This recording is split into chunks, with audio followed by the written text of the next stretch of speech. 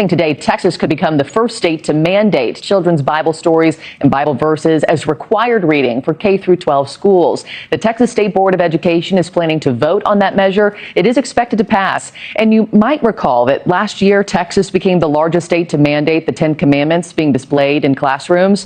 Texas, magiging mandatory na ang pagtuturo ng Biblia sa kanilang mga paaralan. Isang mahalagang balita po ang kasalukuyang pinag-uusapan sa ibang bansa kung saan nagbabalak ang Texas Board na gawing mandatory ang pagtuturo ng mga aral mula sa Biblia sa kanilang mga pampublikong paaralan. Nakita natin sa video ang isang malaking ulat patungkol sa muling pagbabalik ng mga Bible readings para sa mga estudyante.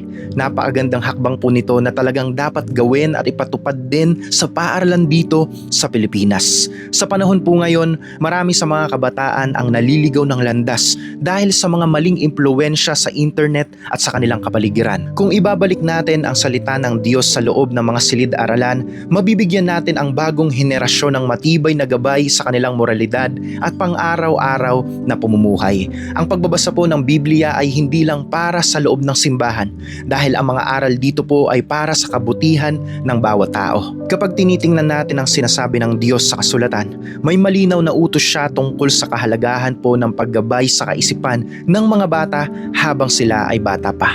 Ang mga aral na itinatanim natin sa kanila ngayon ang magiging proteksyon nila sa hinaharap.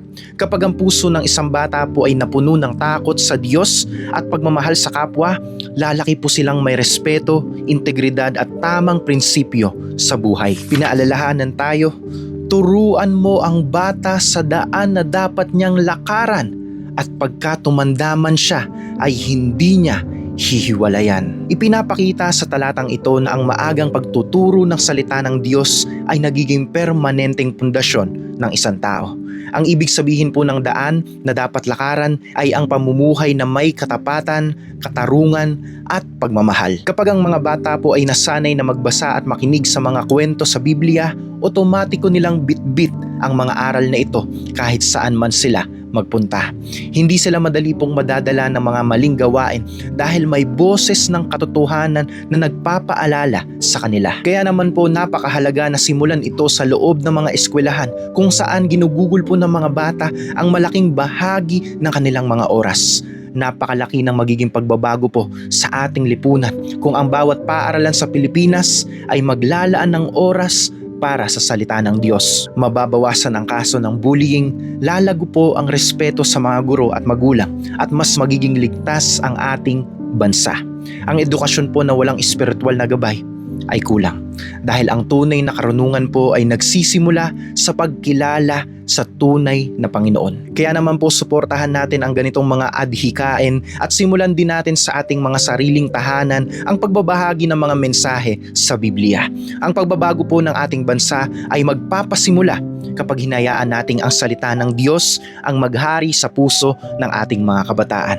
Mga kapatid, ang tamang karunungan ay hindi lang basta nakukuha sa mga libro ng mundo, kundi sa mga pahina ng banal na kasulatan. Amen. Share this message and you can follow this page dahil araw-araw po tayong nagbabahagi ng patungkol lamang sa ating Panginoong Jesus. This is all for Jesus.